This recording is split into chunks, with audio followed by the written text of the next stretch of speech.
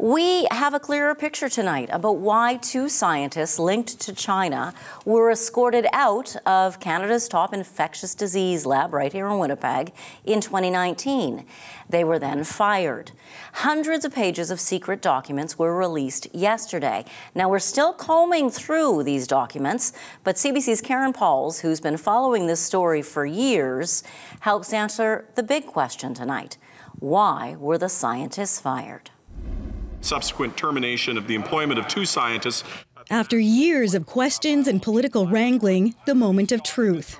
Documents released detailing why Jianguo Chu and her husband Qiting Cheng were fired from the National Microbiology Lab in Winnipeg. They weren't disclosing information, they weren't disclosing relationships, that the nature of other work that they were conducting wasn't being disclosed. Good morning. Chu was part of an award-winning team that developed Canada's Ebola vaccine.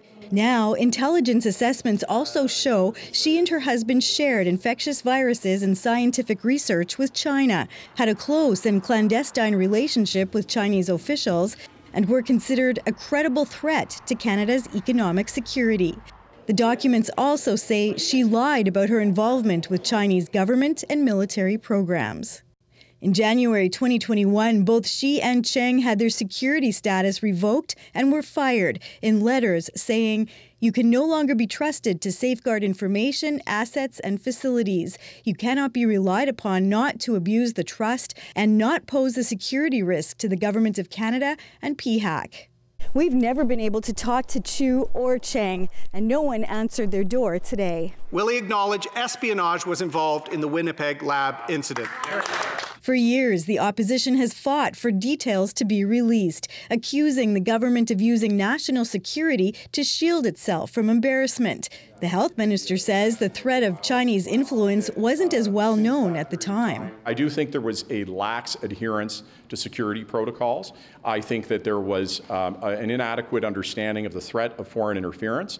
I believe that an earnest effort was made to adhere to those policies, but not with the rigor that was required. But security experts are skeptical. We knew a lot and had known a lot for at least a decade about Chinese foreign interference activities in Canada, a lot of concern at that time. And so there's really no excuse. I think the government made a political decision that ultimately its relationship with China was took priority over the national security and research security interests of Canada. As for the lab, it says it's beefed up its security protocols and its rules for collaborating and sharing research with other countries.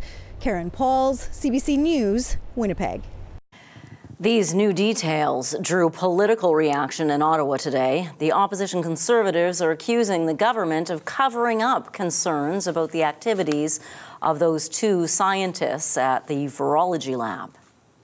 We cannot trust Justin Trudeau to keep our people and its country safe. We need a strong, conservative, common-sense government that will root out foreign interference, protect our critical secrets and our medical research, and stand on guard for our country to keep our people and our nation safe. This is a damning indictment on this Prime Minister, his management of the Government of Canada, and his lack of respect for our democracy.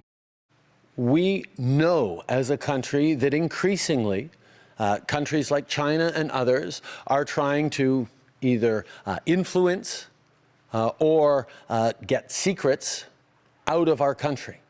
Unfortunately, throughout this process, we have seen the Conservative Party, specifically Pierre Poilievre, choosing to spew conspiracy theories and drum up political attacks, partisan attacks, on an issue that, quite frankly, should be bringing Canadians and parliamentarians together to try and solve this.